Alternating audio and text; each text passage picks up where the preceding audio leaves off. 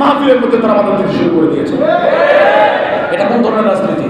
সুতরাং যারা দুষ্কৃতিকারী, যারা ভালো কাজে বাধা দানকারী, যারা কল্যাণকর কাজে বাধা দানকারী, ওরা কোনো দলের পরিচয় থাকতে পারে না। আমি আজকে দেখলাম সাতক্ষীরার বিএনপির পক্ষ থেকে সুন্দর করে একটা স্মারকলিপি দেওয়া হয়েছে যে আওয়ামী লীগের আমলে তাকে বহিষ্কার করা হয়েছে। এই আব্দুল রব বিএনপির কেউ না। তার মানে বোঝা গেল যারা দুষ্কৃতি করে, যারা অন্যায় করে, তারা কোনো দলের হতে পারে। আমরা চ্যানেলটি সাবস্ক্রাইব করে আমাদের সঙ্গেই থাকুন। আদর্শের বিরুদ্ধে এরকম কোন আদর্শ খুঁজে পাই না, ইসলাম বিদ্বেষী আদর্শ পেয়েছি। আমরা বেগম খালেদা জিয়ার আদর্শের মধ্যে খুঁজে পাই না কোনো আলেমকে তিনি অপমান করেছেন, এরকম আমরা পাই নাই। আমরা তারেক জিয়াকেও কোনোদিন শুনি নাই কোনো আলেমকে কটাক্ষ করে তিনি কথা বলেছেন। আমরা বহু আলেম বিদ্বেষী দেখেছি। তবে বিএনপি কোনো এক সময় আলেমদের সাথে ভালো ব্যবহার করার কারণে আলেমেরাও তার সাথে ঐক্য করার চেষ্টা করেছে। হ্যাঁ, ঠিক আছে, তিনি আলেমদেরকে ভালোবাসেন। সূরা ওয়াকিয়ার মধ্যে বলা হয়েছে কাদের সাথে ঐক্য করা যাবে, কাদের সাথে ঐক্য করা যাবে না। সুতরাং আমি বলতে চাই, যারা কল্যাণকর কাজ, ভালো কাজ, নেক কাজে বাধা দেয়, ওরা কোনো দলের হতে পারে না, আর ওরা কোনো সমাজের নেতৃত্বস্থানীয় লোক হতে পারে না। যেখানেই এই বাধার সৃষ্টি হবে, ওদেরকে জুতার মালা গলায় ওখান থেকে বিদায় করতে হবে। সাতক্ষীরার মানুষ, আমার জানা মতে সাতক্ষীরার মানুষ সবচেয়ে ইসলাম প্রিয় মানুষ, সাতক্ষীরার মানুষ সবচেয়ে সাহসী মানুষ। কিন্তু এই পাঠা ওখানে সেভাবে কথা বললো, কোনো একটা মুসল্লি ঠিক বলার সময় খুব জোরে ঠিক বলে, কিন্তু প্রতিবাদ করার সময় মুসল্লি চুপ কেন? এখানে তো মুসল্লিদের প্রতিবাদ করার দরকার ছিল। এরকম একজন মোসকাটা, এরকম একজন সাচা মানুষ কিভাবে স্টাইজে মাহফিলের স্টাইজে বসে? এই জন্য এই দেশ পরিবর্তন হওয়ার পরে বলা হয়েছিল যাদের দাড়ি নাই, যারা ইসলাম বোঝে না, তারা কোনো মাহফিলের সভাপতি সেক্রেটারি হতে পারে না। আমরা তো কি তাদেরকে এবার বানাই? এটা ঠিক নয়, এটা ঠিক নয়। আমি যদিও আমার আলোচনার বিষয় এটা না, তবে মূল কথা হলো ইসলাম না বোঝার কারণে আজকে মাহফিলের মঞ্চে মঞ্চে তারা বাধা দিচ্ছে। যদি ইসলাম বুঝতো তাহলে এই বাধা তারা দিত না। আমরা চাই না 16 বছর পর্যন্ত ওলামায়ে কেরাম মন খুলে কথা বলতে পারে না, আবারও কোনো নতুন কোনো সংগঠন, কোনো দল, কোনো শক্তি মাথাচাড়া দিয়ে উঠুক, যাদের মাধ্যমে আমরা ওলামায়ে কেরামের আবারও কণ্ঠস্তব্ধ করা হবে। চাই আমরা চাই কোরআন উঁচু স্থানে থাকুক, আমরা চাই ইসলাম সবার উপরে থাকুক, ইসলাম ড্রাইভার হোক, আমরা প্যাসেঞ্জার হই। উনি ড্রাইভিং করে আমাদের চালায় জান্নাতের দিকে নিয়ে যাবেন, আমরা প্যাসেঞ্জার হয়ে জান্নাতে যেতে চাই, ঠিক কিনা? এই জন্য আল্লাহ তাআলা বলেন তোমাদের জন্য একমাত্র জীবন ব্যবস্থা, সেটার নাম ইসলাম। এর বাহিরে যদি চলতে চাও সেটা কিন্তু আল্লাহ তাআলা কোনোদিন তোমার কাছ থেকে গ্রহণ করবেন না। ইসলামের বাহিরে কিন্তু কোনোদিন কোনো কিছু গ্রহণযোগ্য না। ইসলামের বাহিরে গিয়ে আপনি দাঁড়িয়ে রাখবেন হবে? অনেকে আছে দাঁড়িয়ে রেখে দেখবেন এই পর্যন্ত দাঁড়িয়ে রাখছেন, দাঁড়িয়ে একবার এই কথা হয়ে পড়ছে, এরপর এখান থেকে একটা পশ্চিম একটু দিচ্ছে। আপনি দেখছেন কোনো সময় আমাদের সিরাবদের আল্লাহ সালাতে একবারটা এরকম মাঝে মাঝে বসে থাকতে পারবো, আপনি এরকম কেন দাঁড়িয়ে রাখেন? বলছে দাড়ি কাটা নিষেধ, দাড়ি কাটা নিষেধ। উনি শুধুমাত্র রাসূল সাল্লাল্লাহু আলাইহি ওয়াসাল্লামের কথা মানল, তবে রাসূলের সাহাবীরা তারাও যে সত্যের মাপকাঠি এ কথা তিনি মানলেন না। তিনি রাসূলকে মানলেন, তবে সাহাবীদেরকে মানলেন না। রাসূল তো বলেছেন আমার পরে যারা থাকবে তাদেরকে অনুসরণ করো। হযরত আবু ফারুক রাদিয়াল্লাহু তাআলা বলেছেন দাড়িটাকে ধরো, এক মুষ্টির নিচে যা থাকবে এগুলি কেটে দাও। এটা ইসলামের সৌন্দর্য। তার মানে আপনি বাহিরে যাবেন, ওটা মাকরুহ, ওটা কি মাকরুহ, অপছন্দনীয়, অসুন্দর, ওটা দেখতে সুন্দর না, ওটা আপনি করতে পারবেন না। শুধু তাই না, মসজিদে ঢোকার সময় একটা দোয়া পড়ি, আল্লাহুম্মা ফতহ লি আবওয়াবা রাহমাতিক। আপনি যদি বলেন না আমি তো আসলে মোটামুটি অনেক সূরাই জানি, আমি আয়াতুল কুরসি পড়ে মসজিদে ঢুকবো, হবে? হবে? কি হবে বলেন তো? এটা যদি পড়ি তাহলে এটা পড়লে সওয়াব হবে না? না, সওয়াব হবে না। আপনি গেলেন বাথরুমের মধ্যে, চিন্তা করবেন না এখন বাথরুমের সময় অযথা সময় বসে বসে কাটাবো, তার চাইতে আমি সূরা ফাতিহাটা যা আছে এগুলো সব পড়তে থাকি, হবে? কি হবে বলেন তো? এই যে বুঝতেছেন গুনাহ হবে। যেখানে যেটা নিষেধ ওটা ওখানে করতে গেলে কি হবে? গুনাহ হবে। তার মানে মসজিদের সামনে ঢোকার মধ্যে আপনি যে দোয়া আছে ওই দোয়াই পড়তে হবে, ঘুমাইতে যাওয়ার সময় যেই দোয়া আছে ওইগুলোই পড়তে হবে। আপনার প্রত্যেকটা কাজের জন্য ইসলাম সেট করে দিয়েছে, এর বাহিরে কিছু করতে গেলেই গুনাহ হবে। আর যেটা গুনাহ হবে ওটা তো আল্লাহর কাছে মানে কবুলিয়ত না, ওটা তো গুনাহ লেখা হয় না। আপনি দোয়া করছেন কবুল হয়ে গেছে, আপনি পড়ছেন কবুল হয়ে গেছে, বিষয় এরকম না, বরঞ্চ সওয়াবের জায়গায় আরো পাপ হয়েছে, সওয়াবের জায়গায় আরো পাপ হয়েছে।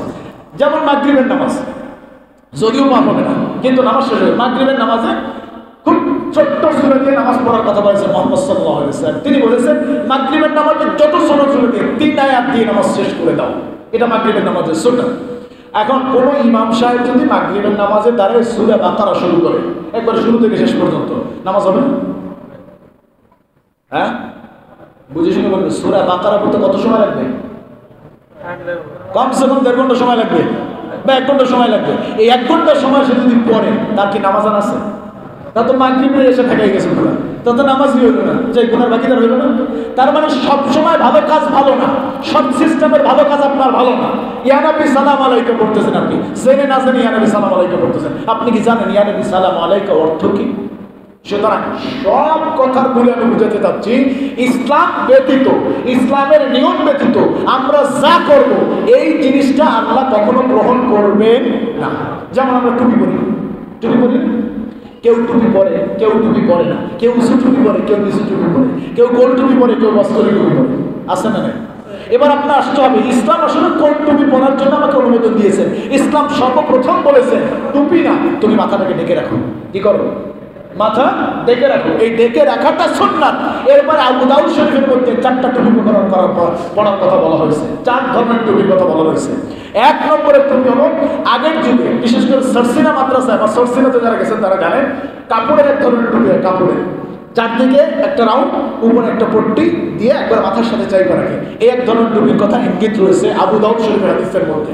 দ্বিতীয়ত বলা রয়েছে ডোরা কাটা টুপি। ডোরা কাটার অনেক টুপিতে দেখা যায় ছাপা টাপা আছে, অনেক টুপিতে ছাপা টাপা দেওয়া আছে, অনেকের টুপিতে দেখবেন। এই টুপি ডোরা কাটা টুপি রাসূল সাল্লাল্লাহু আলাইহি ওয়াসাল্লাম পরতেন। তৃতীয়ত রাসূল সাল্লাল্লাহু আলাইহি ওয়াসাল্লাম পরতেন উঁচু বানওয়ালা টুপি। যেমন এই টুপির একটা বান দেয়া আছে, দেখছেন? এই টুপিটা দাঁড় করে অনেক উপরে দাঁড়িয়ে যায়। রাসূল সাল্লাল্লাহু আলাইহি ওয়াসাল্লাম এই টুপিটা পরতেন এর চাইতেও উঁচু বানওয়ালা। তিনি এই টুপিটা পরতেন যখন কোথাও সফরে রওনা দিতেন, তখন তিনি এই টুপিটা পরতেন। কেন? রাস্তার মধ্যে যাবেন, কোনো সুতরার ব্যবস্থা নাই, মানুষজন হেঁটে যাবে, তিনি কি করতেন? টুপিটা খুলে রেখে সুতরার ব্যবস্থা করে এরপর নামাজে দাঁড়াইতেন। যদি মানুষ হেঁটে যাবে, তার সামনে থেকে হেঁটে যাবে, নামাজের কোনো ক্ষতি হবে না, এই জন্য এই টুপিটা ব্যবহার করতেন। চতুর্থ নম্বরে যে টুপি ব্যবহার করতেন সেটা হলো শীতকালে ছেলেমেয়েদের মধ্যে একটা গেঞ্জি পাওয়া যায়, এরকম কতক্ষণ উঠেই দেয়, কতক্ষণ আবার নামাই দেয়, এটা কি বলে? হুড। হ্যাঁ, হুড। এই হুডি গেঞ্জি আছে, এই হুডি গেঞ্জি পড়তেন রাসূল সাল্লাল্লাহু আলাইহি ওয়াসাল্লাম। কখনো এভাবে টুপিটা খুলে রেখে দিতেন, আবার কখনো মাথার সাথে জড়িয়ে তিনি টুপিটা পড়তেন। এই 4 ধরনের টুপির কথা ইসলামে রয়েছে। ইসলাম আপনাকে আমাকে আমার লাইফস্টাইল কিভাবে হবে সব সিস্টেম করে দিয়েছে। তাহলে বাইরে যাওয়ার দরকার আছে? বলেন দরকার আছে? তারপর আমরা বাইরে যাই। এই জন্য আল্লাহ তাআলা হুঁশিয়ারি করে বলেছেন, খবরদার এর বাইরে যাওয়া যাবে না। যদি যাও তাহলে কি হবে? وَمَن يَبْتَغِ غَيْرَ الْإِسْلَامِ دِينًا فَلَن يُقْبَلَ مِنْهُ وَهُوَ فِي الْآخِرَةِ مِنَ الْخَاسِرِينَ। এই ইসলামকে বাদ দিয়ে তুমি যদি নতুন নতুন কিছু করতে যাও, নতুন নতুন আমরা কিছু করি, সমাজ থেকে নতুন কিছু হয়, আমাদের সমাজে হয় নতুন কিছু। ওই যে মুসলমানি করালে যে অনুষ্ঠান, এটা ইসলামে লেখা আছে না? হ্যাঁ, কেমন কথা? আসলে আছে না, মুসলমানি করলেই আগা কাটলেই ঘরের মধ্যে ঢোলবাদ্য বাজে অনুষ্ঠান করতে হইব, আছে না? তাহলে এটা করেন কেন? যদি নাই থাকবে এটা করেন কেন? এটা কি নতুন নয়? দ্বিতীয়ত, বউয়ের আজকে গর্ভবতী 7 মাস, এরপরে স্বাদ অনুষ্ঠান করে, গেছেন দেখছেন? আমি ঢাকা শহরে অনেক দেখছি, অনেক সময় দাওয়াত হয়েছে সমস্ত অনুষ্ঠান। কি ওর দাওয়াত কিসের? না হুজুর এটা বলা যাবে না, এর আপনার শোনা ঠিক হবে না। কেন? আমার শোনা ঠিক হবে না, দাওয়াত দিলেন আমাকে, কারণটা কি? না হুজুর এটা পরবর্তীতে শুনলাম কি এটা নাকি বউয়ের পেটে বাচ্চা 7 মাস, এই জন্য 7 খাওয়াবে আজকে। এটা তো ইসলামে আছে, আছে না? তাহলে এটা করি কেন আমরা? তৃতীয় নম্বরে, বাচ্চার 3 মাস না 5 মাস 6 মাস হয়েছে, এরপরে মুখে ভাত দিবে, ওই দিনে আবার অনুষ্ঠান করতেছে মুখে ভাত, এটা ইসলামে আছে? তারপরে মেয়ে দিয়ে দেবে গায়ে হলুদের ব্যবস্থা, ইসলামে আছে? তারপরে জামাইকে খাওয়া দাওয়া শেষ, বরকে হাত ধোয়াইতে যাইতে হবে, একবারে ডাগর ডাগর সুমতিকে যে হাত ধোয়াইতে যাবে, এটা ইসলামে আছে? বিয়ের অনুষ্ঠানের দিন ছেলেকে যে একবারে নবযৌবনা তরুণীরা গোসল করাবে, এটা ইসলামে আছে? আমাদের সমাজে আছে? আসতে বলেন আছে? তার মানে ইসলামের বাহিরে গিয়ে আমরা অনেক কাজ করি। আল্লাহ বলেন তুমি যদি ইসলামের বাহিরে গিয়ে কোনো কাজ করো, কঠিন কালেও আল্লাহ তা গ্রহণ করবেন না। শুধু তাই নয়, আমরা যে কথা বলি জীবন ব্যবস্থা, এই জীবন ব্যবস্থার মধ্যে ইসলাম শাসন করে দিয়েছে, ইসলাম বিচার ফয়সালা ফাইনাল করে দিয়েছে। জেনা করছে, পাথর মেরে হত্যা করে ফেলো। জেনা করছে তাকে কি করো? বেত্রাঘাত করো। মদ খাইছে বেত্রাঘাত করো। চুরি করছে হাত কেটে দাও। ডাকাতি করছে হাত কেটে দাও। এই শাস্তির বিধান সিস্টেম করে দিয়েছেন কে? আমরা কি সেই এক বাস্তবায়ন দেখতে পাচ্ছি? তার মানে এটা আমাদের সমাজে নাই। এ দ্বারা যত যা কিছু করতে চাই কোশ্চিন কেন আল্লাহ তা গ্রহণ করবেন না। সুতরাং যেটা আল্লাহ গ্রহণ করবেন না আমরা কি সেই দিকে ঝুঁকবো, না যেটা আল্লাহ গ্রহণ করবেন সেই দিকে ঝুঁকবো? সেই দিকে ঝোঁকার দরকার আছে আছে কি? ওই যে বললাম ঘড়ির কাটা যেখানে থেমে যাবো সেখানে থেমে যেতে হবে। এরপরে কিন্তু যাওয়ার কোনো সাধ্য নাই। এরপর আল্লাহ তাআলা বলছেন ফালা ইউকবালা, পশ্চিমকালেও আল্লাহ তাআলা গ্রহণ করবেন না। মিনহু ওয়া হুয়া ফিল আখিরাতি মিনাল খাসিরিন। আপনি আমি কিন্তু যদি এর বাইরে চলতে যাই তবে আখিরাতে কিন্তু অবশ্যই ক্ষতিগ্রস্তদের কাতারে আপনাকে আমাকে দাঁড়াতে হবে। এই দুনিয়াতে হয়তো একবারে ছিলাম নামি দামি একজন ব্যক্তি, আল্লাহওয়ালা একজন ব্যক্তি, বড় সুব্বওয়ালা, রুমালওয়ালা, বড় টুপিওয়ালা, কিন্তু ভিতরে ভিতরে ইসলাম বহির্ভূত কাজ করি। আমি যত ভালো মানুষই হই না কেন কিয়ামতের ময়দানে কোন কাতারে? ক্ষতিগ্রস্তদের কাতারে। কোন কাতারে? আমার নামটা যত থাক না কেন, আমার অর্থ সম্পদ যত থাক না কেন, আমার ক্ষমতা যত থাক না কেন, ইসলাম বহির্ভূত কাজ করব, কিয়ামতের ময়দানে আমার ক্ষতিগ্রস্তদের কাতারে দাঁড়াতে হবে, এতে কোনো সন্দেহ নাই। আমরা যেন ক্ষতিগ্রস্তদের কাতার থেকে কল্যাণকর কাতারে আসতে পারি, আল্লাহ তাআলা তৌফিক দান করুন, বলি আমিন। ওই যে নেতার কথা বললাম, ওই নেতার পিছনে লোক নাই? আছে না? ও সব হিন্দু, সব বৌদ্ধ খ্রিস্টান, একটাও মুসলমানের বাচ্চা নাই। এরপরেও দেখবেন বহু মুসলমানের বাচ্চারা এই অসভ্যের পিছনে এখন ঘুরবে। যে মুসলমান হয়ে নাম দিয়েছে আব্দুর রউফ, কি চমৎকার একটা নাম, অথচ একজন আলেমকে গালি দিয়েছে জাতা বলে, জাতা বলে গালি দিয়েছে। মাহফিলের মধ্যে হাজারো মানুষের সামনে তিনি বেইজ্জতি করার কথা বলেছেন। আমার ভাইরা এরপরে বললেন যেই দিনটা রয়েছে এই দিনটা শুধুমাত্র কোরআনের মধ্যে সীমাবদ্ধ থাকবে এমনটা নয়। এই দিনটা শুধুমাত্র তোমার অন্তরে অন্তরে থাকবে এমনটা নয়। এই দিনটা শুধুমাত্র তোমার ফ্যামিলির লোক মানবে এমনটা নয়। তুমি দিন মানো, তোমার প্রতিবেশী দিন মানে না, এই দিন মানাটা আপনার আমার জন্য বহুত কঠিন হবে। আমার বউ পর্দা করে, আপনার বউ পর্দা করে, কিন্তু আমি পর্দা করি না, আমি পুরুষ পর্দা করি না।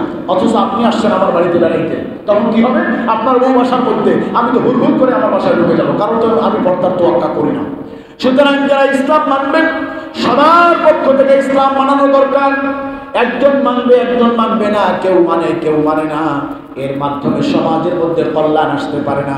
যদি সমাজের মধ্যে কল্যাণ আনতেই হয় সবাই মিলে একত্রিত হয়ে এই দিনকে প্রতিষ্ঠা করা সকলের দায়িত্ব, ঠিক না?